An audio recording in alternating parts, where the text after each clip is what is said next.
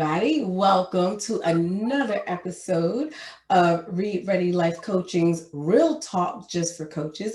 And you guys know I am always excited to bring you topics that impact coaches, the coaching industry, coaching trends. And we are going to have a really deep dive, important, fun, crazy discussion about what it means to clean your house and get your stuff in order as a coach. And I'm excited to have Coach Kristina as our guest, and I'm going to give her the opportunity to introduce herself. But before I get into all the fun talk and give you the background of this topic, I want to, of course, talk about some of our sponsors that will be supporting the Virtual Coaches Conference October 15th and October 16th. So remember, get those tickets, everybody, because right now we're doing early bird specials where you are still not paying full price for your tickets. So please remember, go to our website, rereadycoaching.com, go to the menu, click on upcoming events, and you will locate, matter of fact, it's the first event when you get to the page, the Virtual Coaches Conference. And one of our prime sponsors is the Melanin Dream Line Collection. And first of all, this is an amazing company. Most of us are into journaling. Many of us coaches use journaling as a tool to help our clients. And some of us just like to journal, like myself. I have about 100, and I'm not lying to you, everybody. I really do have about 100 journals and notebooks. I really honestly do. And when I came across the Melanin Collection, let me tell you, they have amazing personalized journals specifically for women of color. And when I say you look at these journals, you will find yourself looking back. Let me tell you, a beautiful collection line. And the Melanin Dreamline Collection is a journal notebook expression line that focuses on the representation of Black excellence by creating notebook covers that display positive imagery of Black and brown faces.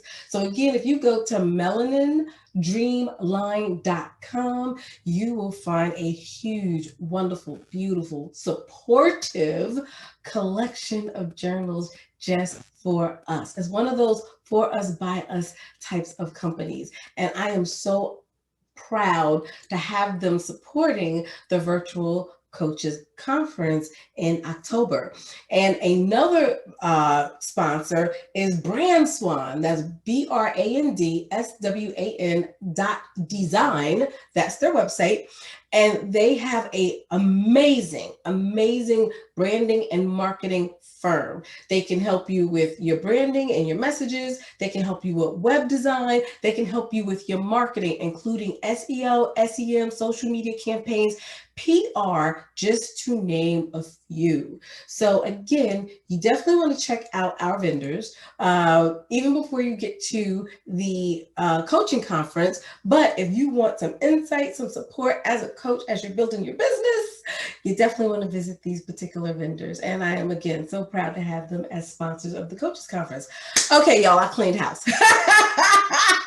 So now I can introduce our fabulous, amazing guest, Coach Kristina. So I'm going to pass it to you, my dear, and please tell my listeners who you are, what type of coach you are, and your website, how they can reach you and find out more about you. Sure. First, I would like to say, Coach Reid, thank you for having me here. It's really an honor and a privilege. So thank you. I'm excited. My name is Coach Kristina, and I'm a holistic life coach. I would say that my main areas of specialization are relationships with self, relationships in general, and parenting. You can reach me either at Cynque, that's CYNQUE LLC at gmail.com, or Cynque.llc on Instagram. Awesome sauce. And I hear them babies in the background. So I'm going to tell my listeners, y'all be okay with it, because this is what it means to be a parent. So y'all hear the babies, and I don't have a problem with it. I love the babies, because this is what babies do, right? Yeah. That's right. And girl, I remember that age. Woo, all mine are adults now. Woo, Oh gosh, but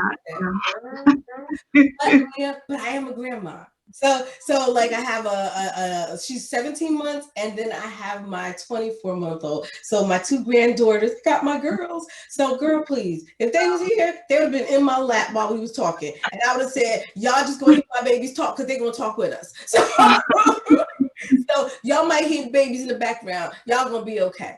Thank you. So this topic, so first, the topic is really getting your house in order. Everybody's doing spring cleaning right now, and we always think about the physical aspects of cleaning your house and getting rid of the old, making way for the new. And so I really wanted to talk about the cleaning of the inside, the cleaning of your image, your perception, the walking the talk, right?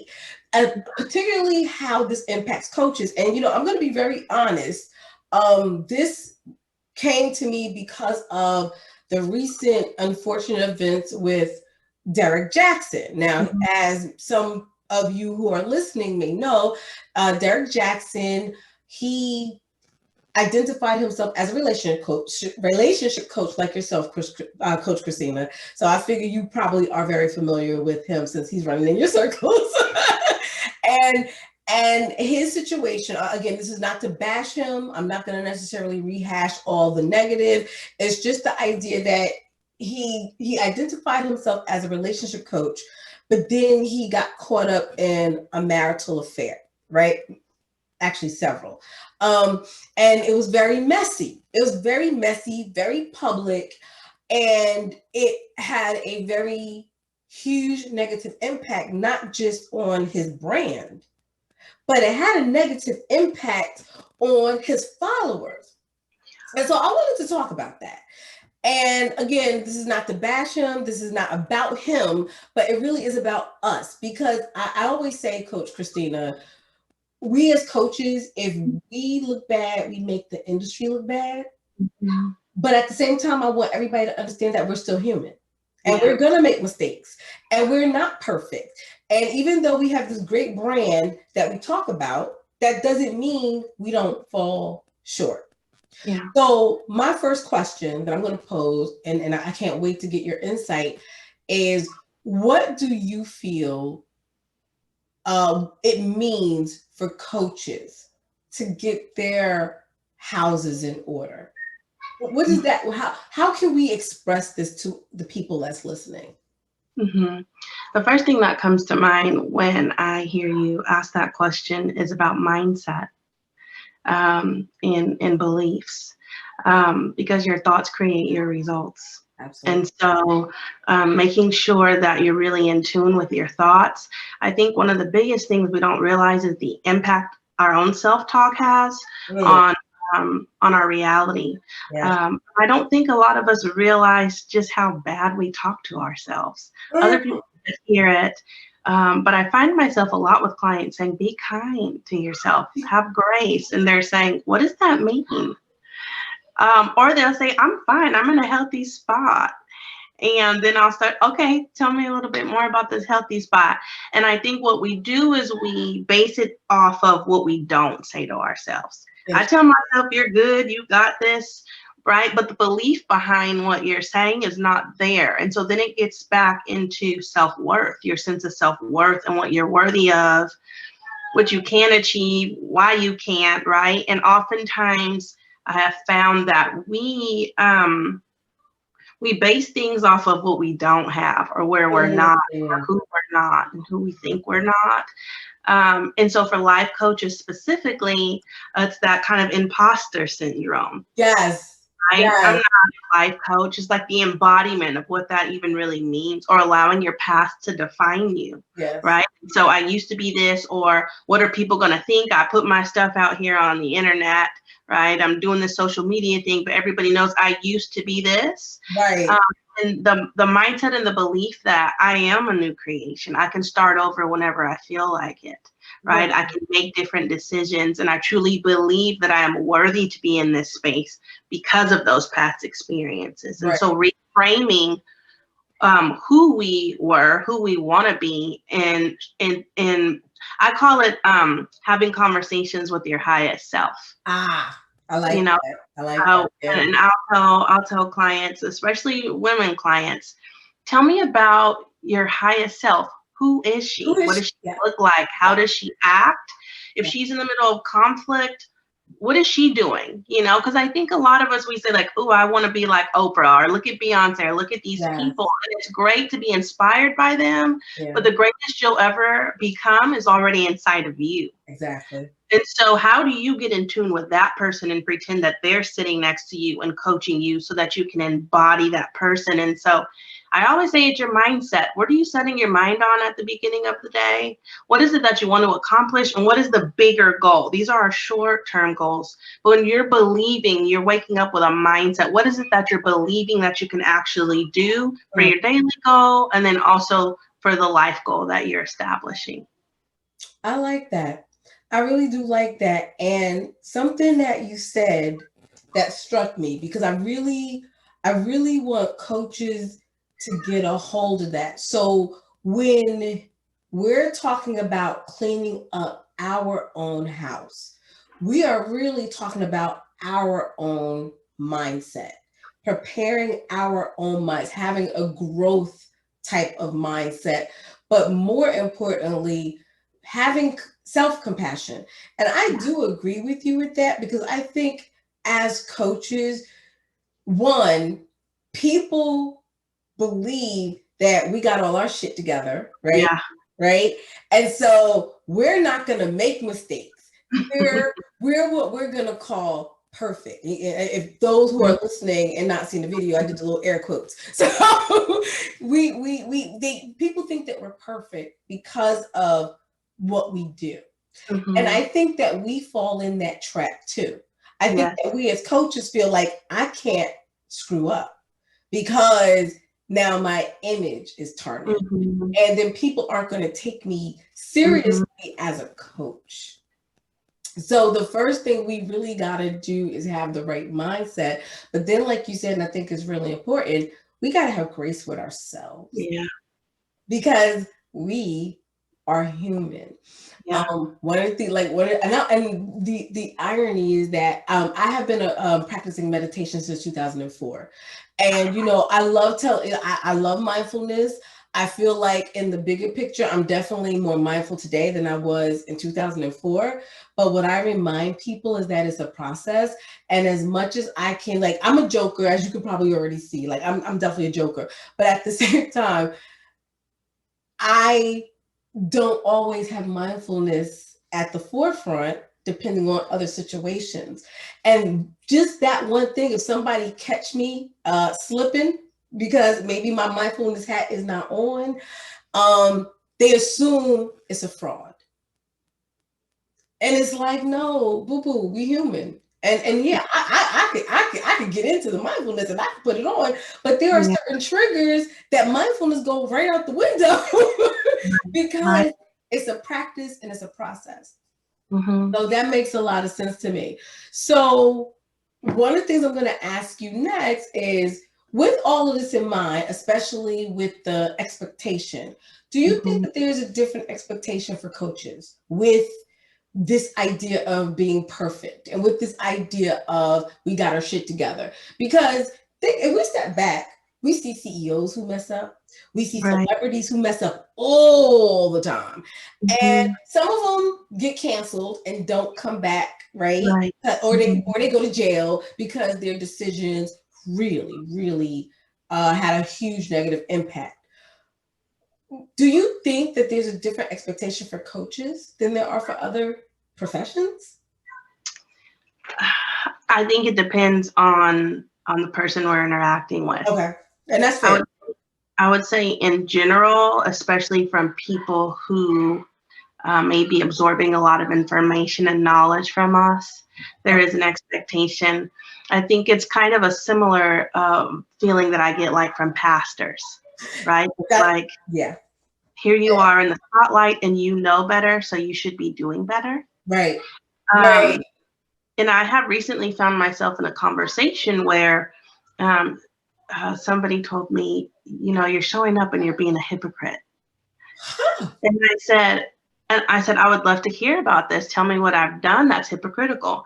well, you established a rule and said we needed to deal with things in this way, and then you didn't deal with it this way. You did this other thing that went against what you said. Now, granted, the thing I said was a long time ago. And I said, okay, and it goes back to what you said. I wasn't mindful in that moment. I said, so essentially what I hear you saying is that in order for me to be in relationship with you, I need to not experience the fullness of my humanity, and I need to be perfect. And if that's the expectation, then unfortunately, I don't have anything to offer you. I can't do it. I can't not be a human. I can't know everything and to be perfect and know how to show up. What I can do is honor the information provided to me and to do better. But what I'm not going to do is allow you to put an expectation onto me that's unrealistic. And then I try to perform and to show up that way, because I need to honor my humanity too. And so I've made a mistake, and I apologize for that mistake. But in the same way I've extended grace a million times to all the people when they show up in their mess, I would hope there would be reciprocity and you could show up the same way for me. And I love that. I think that is the solution for us to get out our minds. So I love that you said that. The unfortunate thing is that as coaches, we don't quite see that sometimes. And I think we get stuck on what other people think of us. And we try so hard to meet that perfect expectation, being that perfect coach that can ask the perfect question, and or that coach who didn't make a mistake or say the wrong thing or had a horrible coaching experience or whatever the case may be. Even bring it up with Derrick Jaxson, using him as the example. I felt like the reason why there's two parts to that. So there's certain things he did. I think this is why he's kind of caught up in the negativity of cancel culture. I think if he wasn't judgmental on some men who were cheating, or, I feel like you're this, that, and the other if you cheat, I think people would have had more grace toward him. I think that's where he kind of, he's gonna have a hill to climb to get forgiveness.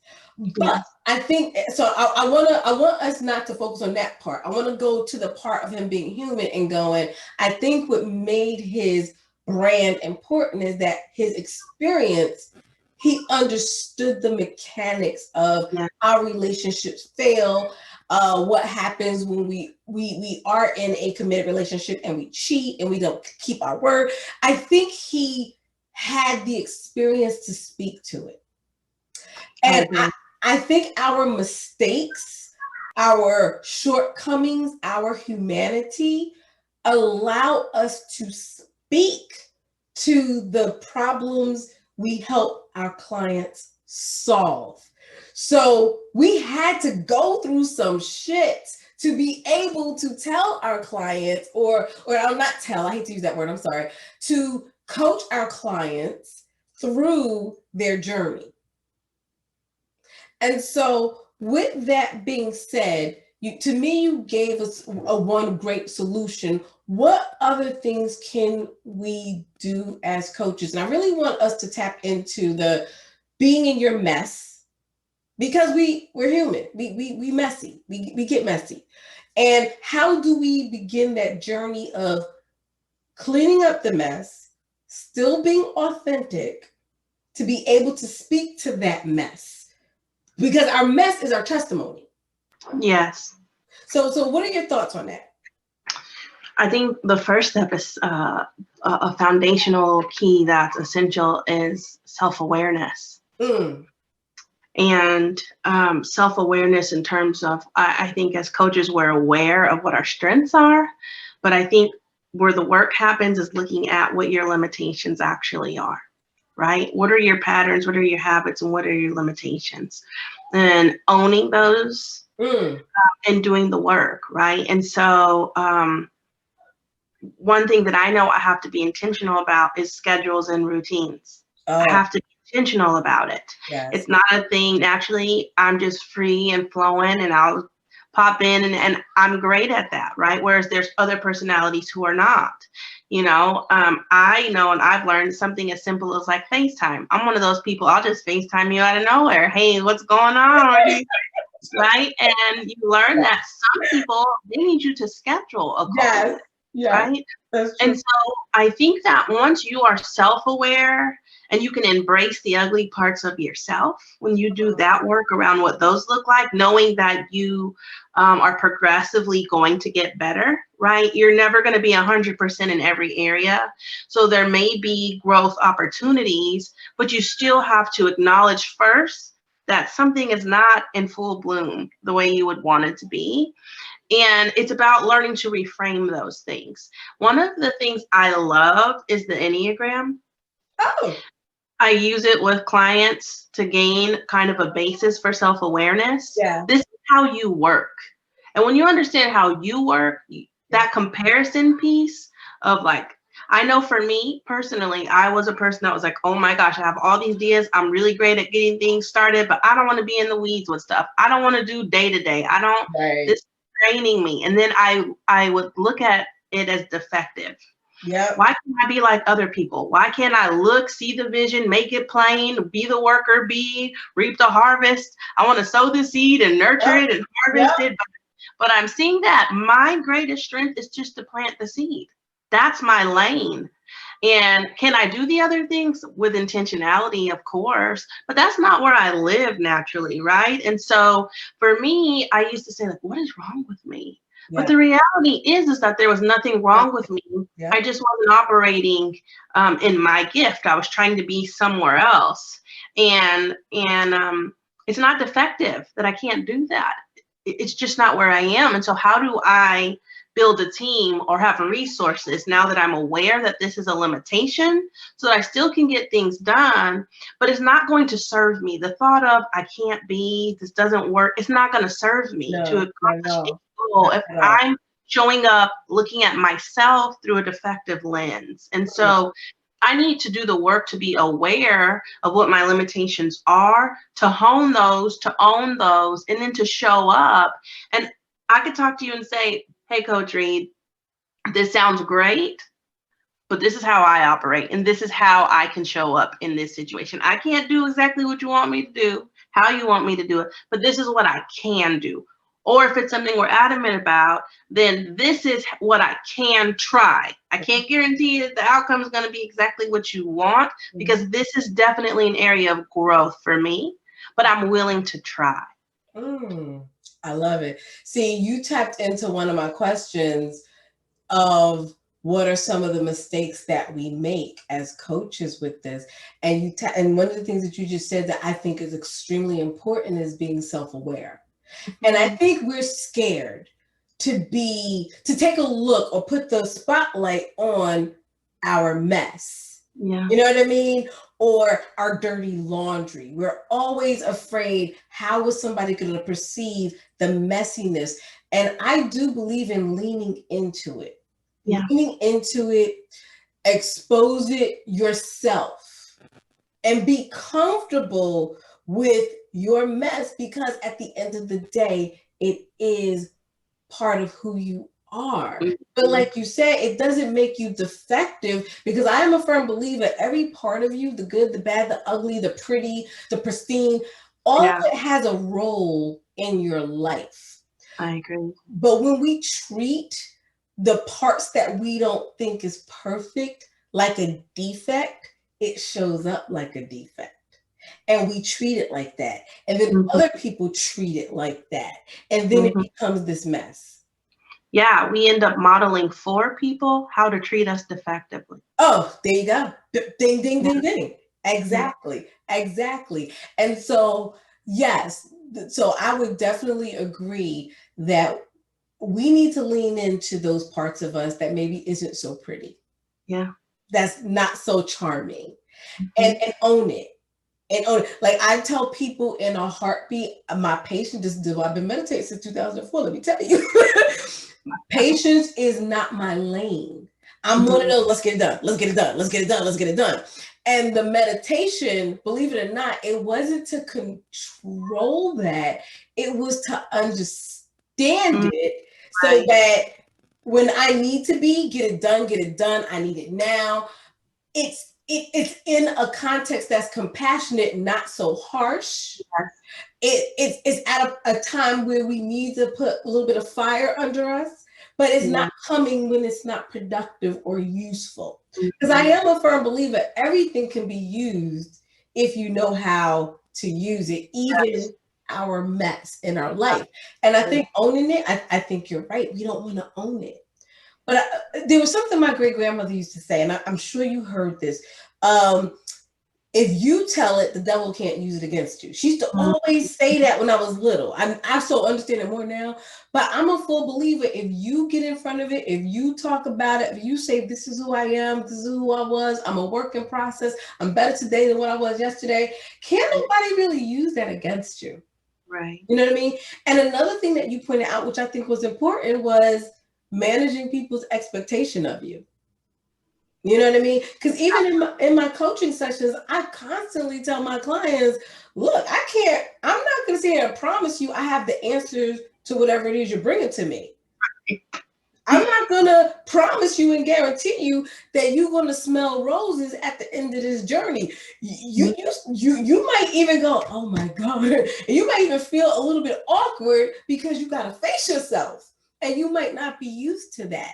So I set expectations. And I think that that's really important as coaches. We need to set our clients and even just people in general, the expectation that we are human. We're not perfect.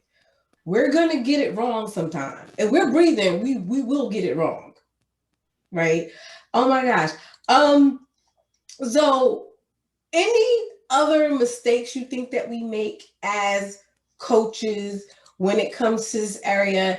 And I guess if you felt like we covered that part, then I guess the next part I would say is, what do you feel are some of the implications of not really owning our mess, not managing expectations? Like, what's some of the implications of that? Yeah, I would say, just to continue from Thank you. the previous question first, outside of self-awareness, the other piece of it would be establishing, implementing, and maintaining boundaries. And I have found a lot of times we say, like, yes, girl, I have boundaries. And when we're talking about it, we say, he ain't gonna do this, and nobody's gonna do this, and I'm not standing for this. And then when I get down to it, I say, okay, but what is the boundary? How do you define boundaries? What is the purpose? And I have had so many people tell me, girl, I don't have none. I'm out here thinking because I'm saying all right, because I'm saying what is, and the other question is, where is the evidence that this boundary is alive and well in your life? Yes.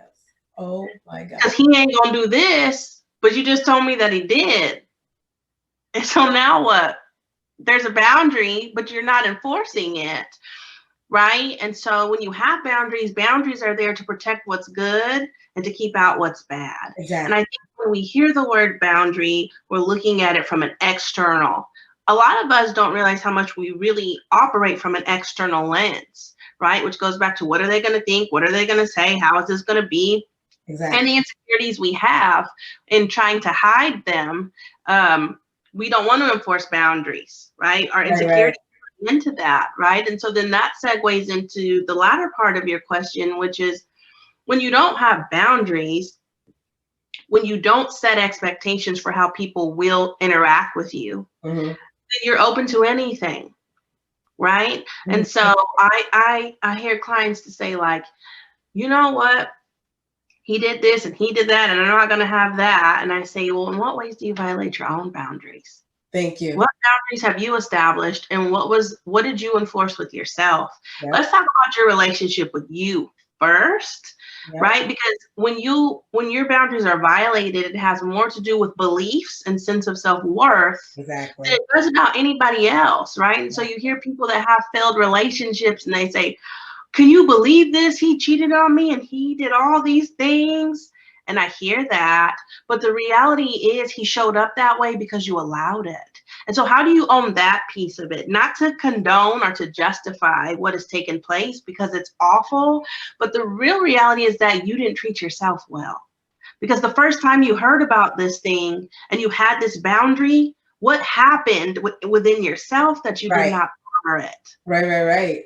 What was the conversation? What was the justification to Right. continue to move forward in something that you knew violated at its core a value that you have? And what were the consequences? Right. What were the consequences for a broken boundary? And it's really funny because I'm listening to you, right? And this is really, we're talking about when we're in that coaching session and we can see it with our clients. But we as coaches do the very same exact thing. And that's what makes it messy. Because if you think about it, we're not honoring or valuing what's important to us. Yes. Or setting up the right boundaries. We again, we're human.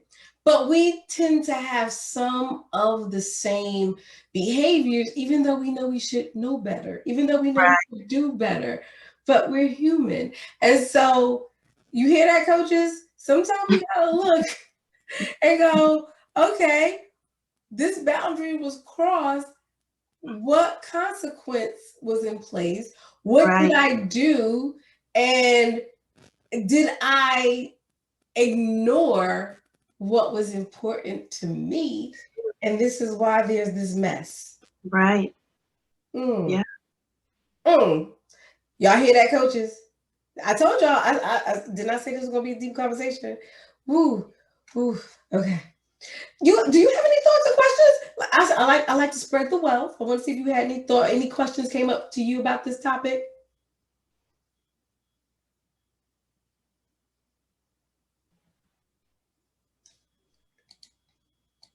No, okay. You're like, no, it's okay. I just want to make sure I held space for you with that. Okay, not a problem. So one of the other things that I wanted to kind of cover is what kind of tips and tools can we give coaches about their own house? How is one thing to say what you need to do. What are some tips that we can share with our fellow coaches on getting their house in order? I would say definitely one is to have your own life coach. I think that every coach should have a coach. I say that all the time. Because it's about examining your thoughts and your beliefs. For real. And when you have a limited belief or a limited perception, you're not going to identify it, right? You're not going to identify a solution with the same thought that creates a problem. Okay. Yep. And so I would say definitely having your own life coach so that you can sit and examine your own thoughts, your own beliefs, so that you can become self-aware, so that you also can have accountability, create goals, and have somebody to walk alongside you, support you. The intentionality of creating that space is essential. Yeah. So I would say that's one. I would say another one has everything to do with the routine that you set. I find oftentimes when I ask people, like, what are your goals? And of course, we all have all these goals that we list. And I say, what does your morning and your evening routine consist of? There's no intentionality. Right? So it's like, well, I get up and I kind of do this and I kind of do that. Or before I go to bed, I kind of do this. I just make sure I work out every other day. And it's like, that is really important. The routine that we have with ourselves, it goes hand in hand with boundaries and expectations. And when we look at it from an external lens, we're so motivated when we think other people are going to find out about things. But on the internal piece of it, we know what we're striving for. And so we have goals that we want to accomplish, and we need to show up for ourselves. Right? So if I know that here's this big goal, this is my short-term goal, and let's just use the example of weight loss. If I tell myself at the beginning of the year, at 2021, we hear this is my year, right? Every year, yes. Yes. If my goal at the end of the year is to lose 80 pounds, And I'm looking at my morning and my evening routine, and right, I don't have a to-do list. I don't have anything prepped. I don't know what meals I'm going to eat. And I just wake up and hope that I'm going to make the right choice. Right. We're not troubleshooting. And so, and if I'm not getting on a scale at some point, right, Right. and I just show up and say, you know what, by the end of the year, I want to just lose 80 pounds. And it's going to happen. And we'll just see what happens when we get to the end of the year. I don't have space to really be frustrated with myself, Yeah. right? Because I didn't set intentionality.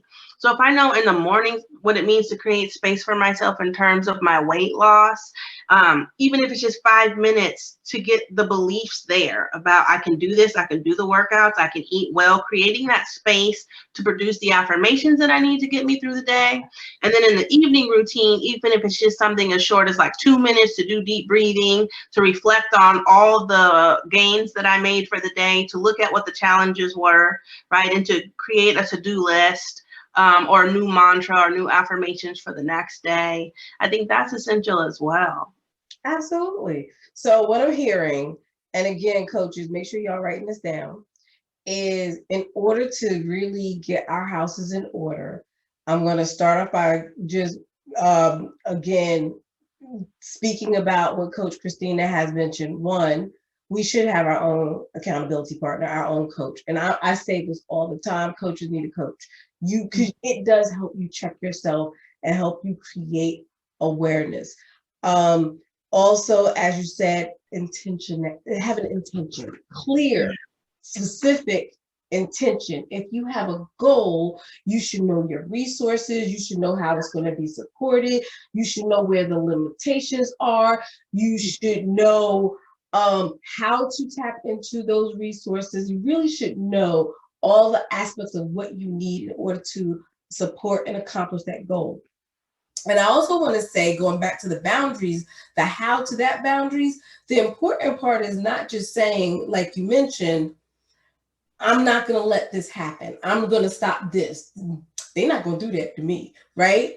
But the question is, if somebody can try, because if somebody's been doing something to you or behavior has been common, what makes you think they're not going to try to test that boundary again?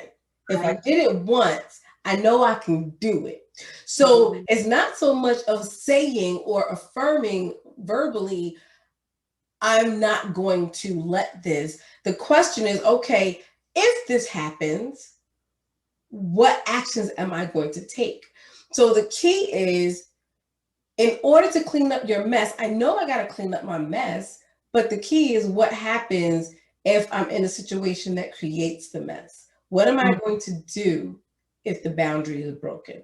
You have to have action. And what we tell this to our own clients all the time, there has to be an action to this. And so is there anything else you can think of as far as a how? How do we do this, coaches? The other thing is, like you said, be authentically yourself, and again, have grace. And the way you have grace, to me, one of my methods, and you don't have to do it, but if you would like to try it, please do. I encourage you. Is I say to myself, I'm human. I'm human, and I give myself permission to screw up. And I do tell myself that because it's okay. Okay, I wasn't really charming in that situation. You know what? I'm human. And the next step is, what do I want to do better? Because I can't change what I did in that moment. Right. The moment is now past. Again, it goes back to that action. If I mess, no, let's change that. When I mess up, how do I want to respond to it? And I think that if we can spend time in that space, I think we won't get so oversensitive or ashamed. Nope, scratch oversensitive. Ashamed of the mess. Of the mess in our life. Yeah, I would add the other piece to that. I love the phrase, and I hear it a lot, is putting your thoughts on trial. Ooh. Because it goes back to beliefs, right? And so I think how is when you have a thought, I know a lot of struggles are around like getting clients, right? Yes. Getting consultations. Yes. like, uh, I can't do this, or this isn't going to happen, or right. And it's like putting that thought on trial. My thought is that this isn't going to happen. But what evidence do I have that really supports that? Have I really exhausted all of my options? Have I really been willing? It's like, what I get with a lot of clients is like, I'm single and I'm lonely and it ain't nobody out there for me. Right, And it's right. let's put that thought on trial, Yes, right? yes. Okay, tell me about what you've actually done. And they'll say, I mean, I go to work, and so it's like, okay, so you think the only way to find a relationship is to do it in person in the grocery store, at the park, you just around looking, there and other ways. And so even sometimes I say, like, have you gotten on a dating app? Oh, I couldn't possibly do that. Exactly. I'm not doing that. That is Exactly. not me. That is just right. And you hear all of these reasons, but you just said you're lonely. So are you really willing to do what it takes to get what you want? Right. And it's that belief is limiting you, and you are getting that reality because somebody wants you. It may not be the person you want you, but you haven't even put yourself out there to see. to exhaust all the options. Exactly. Yeah. And so putting those thoughts on trial when you feel defeated or you've come up against a barrier to really say, okay, thought you going on trial. Where is the evidence that supports this? Have I exhausted all the things that I could do? And if I have, then who else can I go to that's going to help me further look at this thing from all angles and figure out, because there is a way. Yep. Plenty of people are doing it, right? And so your limited belief keeps you where you are. Absolutely. Examining those beliefs consistently every day, waking up, and it's like, oh, I'm always tired. Okay, that may be true, but let's look at that and examine that. Where's evidence, right? Because when you can find the evidence and we find the issue, then we can create a plan, hold ourselves accountable, and show up, like you're saying, and do better. And so that whole thought piece of it, again, your thoughts create your results. And so you're waking up saying, "Ooh, I'm tired. It's gonna be a long week." Like that self-talk piece, that's a big deal. It becomes self-fulfilling prophecy. Yes. You are now creating that reality. And that's another important piece to this. The more you tell yourself that something is wrong, something is dysfunctional, that I can't, I won't, then that limiting belief will create the situation where you don't move forward. But I think you tapped into something really important though, Coach Kristina, is that on one hand, we say we, like for instance, having clients, especially because I deal with a lot of coaches themselves, and a lot of coaches will say, I want to start my business. Okay, so what have you done to start your business, right? And it's like, well, I can't really do that because I still got my 9 to 5 and I have kids and I do this, I do that. I'm like, okay. So then I say, so how important is starting your business right now? It's extremely important. I dream about it. I'm like, okay, so what are you willing to do to start? Oh, but I can't. And it's like, okay. And like you said, now see, you gave it a different name, but as soon as you said it, I'm like, I always say, let's test that. Let's test that theory. But it's the same concept. And it got me excited because it's like, I believe we have to, as coaches, challenge our own beliefs about what we can and cannot do, who we think we are, who we think other people think we are. We have to step back and really challenge, what does that all really mean? And is it important in the bigger picture? Is this going to help me achieve the goals I want to achieve? Because it's really nothing wrong with the mess. Mess is going to be part of our life. The key is how we relate to that mess. Right. Because your mess is your testimony for other people. So, oh my gosh. See, so how are we defining that? How do we define defining it? Meaning are we giving to the mess? Yes.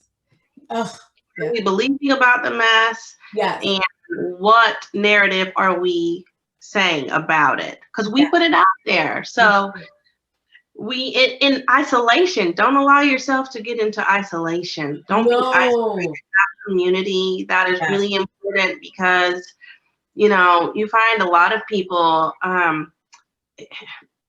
I think in anything, right? It could be anything. For us, it's coaching, right? And some Right. things that we talk about, other people wouldn't understand. And so having a community of coaches, you find people that are experiencing grief or divorce, a new job transition, going to school. When you get in a room with other people, it helps to normalize. Like, I am not as out there. This is not as bad. This is actually common. And Yep. then you have the opportunity to learn from people. You have to put yourself out there, though, right? You have to get in front of the fear. You have to be able to identify what you fear. And I always tell clients, like, how are you feeling? I feel this. How do you know that that's what you feel? How do you Right. know? Right. How do you experience it in your body, right? So Yes. when you are experiencing fear in the emotion, a lot of times we're in the emotion, Yep. right? So we feel, but if we can take time to say, okay, my heart is just beating, I'm super anxious, my mind is racing, I can't sit Yes. still, I can't keep this heartbeat where it needs to be. This is not normal. Okay, I'm feeling afraid. I'm afraid of something. When you can get in front of that, right, then you can be a better manager Of of your yes. emotion. Label it. If you can name it, you could do something about it. Yes, absolutely. And see, this is why it's so important, and this is why I have exceptional coaches group. And it did start out, to be honest with you, as to help coaches gain their coaching hours and get mentored, blah blah blah. But it morphed into what you just talked about, because we all bring all of our humanity, all of our humanness, all of our frailties and our fears and our vulnerability into that safe space. And like you said, is with other coaches. Who better else know this journey but the other coaches in the room with you?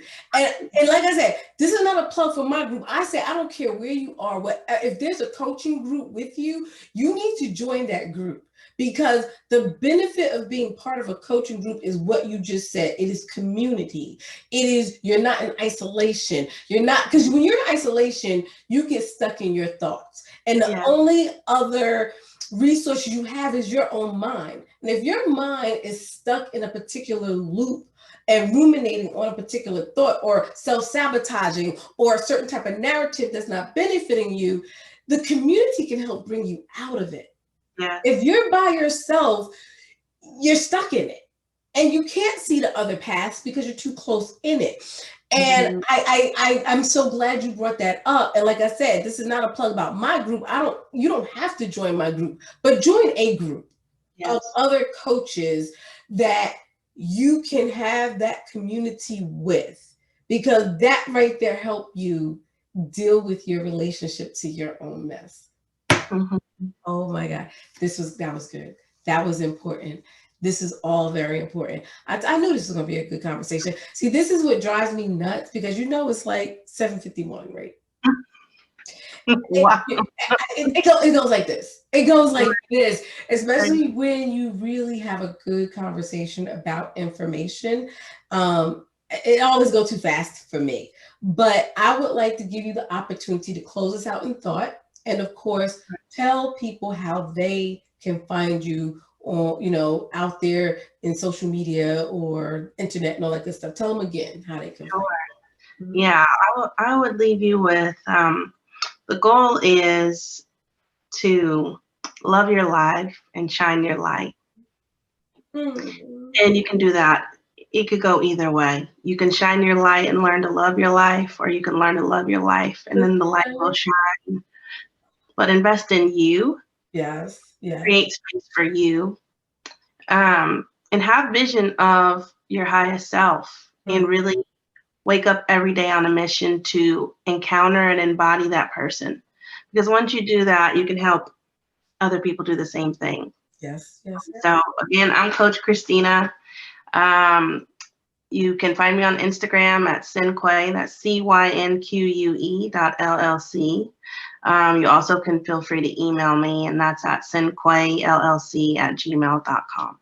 Amazing.